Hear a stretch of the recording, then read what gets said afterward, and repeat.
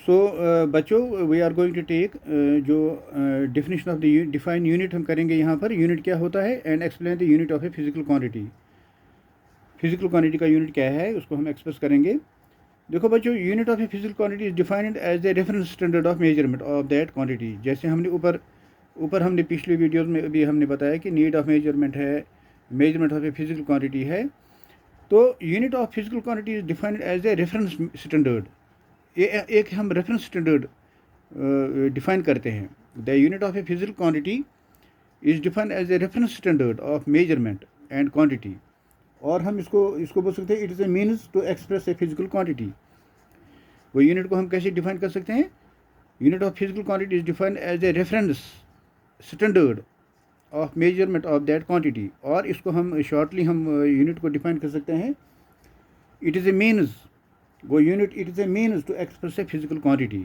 वो एक physical quantity को हम एक्सप्रेस करने के लिए एक मीन्स है जिसको हम यूनिट के साथ यूनिट लगाकर हम उसको एक्सप्रेस कर सकते हैं।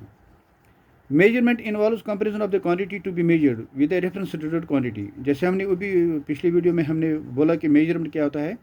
वो मेजरमेंट में क्या होता है? Measurement involves comparison. उसमें हम कंपेरिज करते हैं, comparison of quantity to be measured.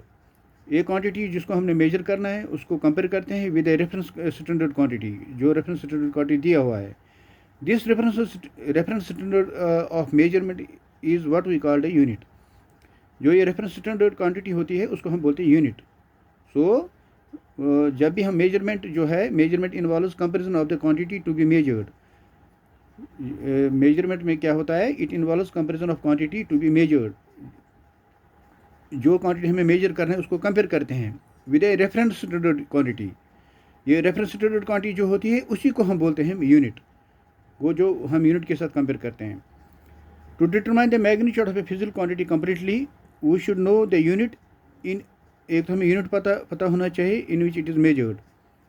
So magnitude of a physical quantity को कम्प्लीटली डिटरमाइन करने के लिए हमें पता होना चाहिए the unit in which it is measured and the number of times that unit is contained in the quantity, the numerical value of the n। कि एक तो हमें magnitude of the physical quantity को कम्प्लीटली हमें determine करने के लिए हमें दो चीज़ों का पता होना चाहिए।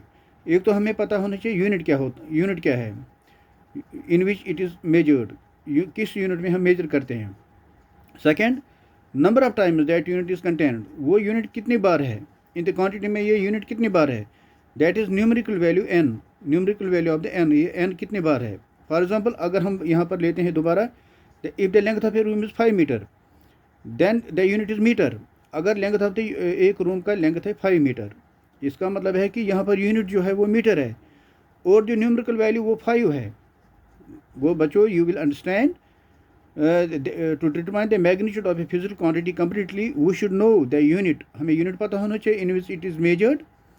और सेकंड हमें पता होना चाहिए number of times that unit is contained in the quantity, that is the numerical value n हमें पता होना चाहिए। तो हम एग्जाम्पल हम दोबारा ले सकते हैं रूम का, जो हमने पिछली वीडियो में मैंने आपको बताया कि if the length of the room is 5 metre. इसका क्या मतलब है?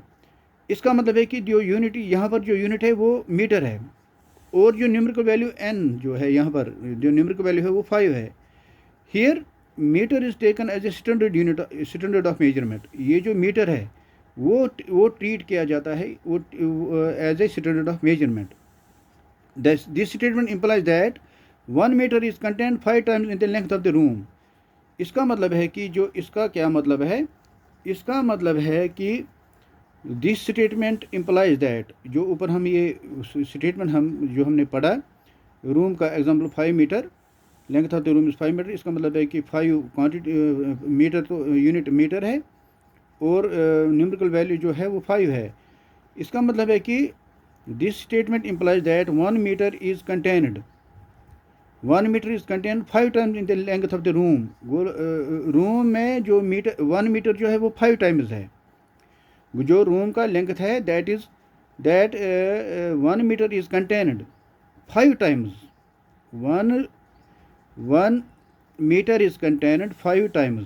1 meter is contained 5 times in the length of the room। सो यहाँ पर ये समझना बहुत ज़रूरी है। In general if n is the numerical value, अगर हम जनरल में ले लेंगे n न्यूमेरिकल वैल्यू, और u है unit of a physical quantity q.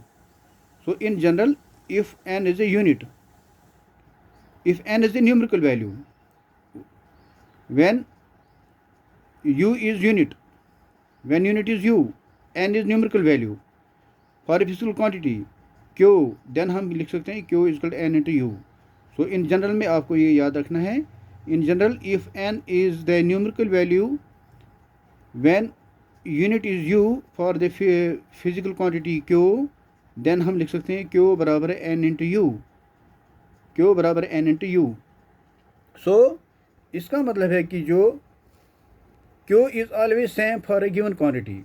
Therefore bigger the unit the smaller is the numerical value. यहाँ पर हम ये बोल सकते हैं कि here q is always same for a given quantity. q जो है फिजिकल क्वांटिटी जो है it is the same for the given quantity. Therefore the bigger the unit, जितना यूनिट हम बिगर करेंगे, the smaller is the numerical value, उतना ही उसका numerical value small होगा. Therefore the bigger the unit, the smaller is the numerical value. जितना हम unit को बड़ा करेंगे उतना smaller जो numerical value उसका smaller आएगा. इसके साथ हम corrects of a standard unit पढ़ेंगे. करेक्ट्स ऑफ स्टैंडर्ड यूनिट क्या है? These are small questions, small sub topics हैं. It should be well defined. जो यूनिट है standard unit, it should be well defined. It should be of suitable size. वो unit suitable size का होना चाहिए. It should be easily available होना चाहिए ये unit. It should not change with time from place to place. वो from place to place अगर हम जाएंगे तो इट शुड नॉट चेंज. वो यूनिट सेम रहना चाहिए. It should be widely acceptable. And the unit जो भी है ये widely standard unit, it should be widely acceptable. So ये हमने पढ़ा corrects of standard unit. It should be well defined. It should be of suitable size. It should be easily available. It should not change with time and from place to place. It should not change with time. Time के साथ ही change नहीं होना चाहिए. And from place to place, जब एक जगह से दूसरी जगह जाएंगे it should not change. It should remain same everywhere. It should be widely accepted. It should be widely और यूनिवर्सली एक्सेप्टेड. एंड उसके बाद हम ये देखेंगे फंडामेंटल और डिराइव्ड यूनिट क्या होता है. Fundamentals are those units which can neither be derived from another units nor they may be further resolve into any other units. For example length, mass and time. इसको बोलते हैं fundamental units. Length, मास और time. वो fundamental units are those units which can neither be derived from another units nor they may be further resolve into other units. अगर हम example length, मास और time की बात करेंगे, इनको they can not be derived from other units. One another से हम इसको डिराइव नहीं कर सकते हैं. नहीं तो हम इनको फर्दर रिजॉल्व कर सकते हैं in other units. So fundamental units are those units which can neither be derived from one another nor can they may be further resolve into any other units. Example हमारे पास fundamental unit है length, mass and time. These are fundamental units. Derived units क्या होते हैं? The units of all such physical quantities which can be obtain from fundamental units are called derived units. वो units of the all such physical quantities, जो भी physical quantities के दूसरी physical quantity के जो यूनिट्स हैं जिनको हम ऑब्टेन कर सकते हैं फ्रॉम द फंडामेंटल यूनिट्स से, उनको बोलते हैं derived units. For example area is a derived unit and as it can be derived from the unit of length. अगर हम एरिया का यूनिट निकालना है, area is a derived unit. Area derived unit है. As it can be derived from the unit of length. इसको हम length से derive कर सकते हैं. Similarly velocity can be derived from the unit of length and time. Velocity को भी हम डिराइव कर सकते हैं from the unit of length and time. So there are different types of units. Different types of units. We will take them in another video. We will continue the video. Thank you.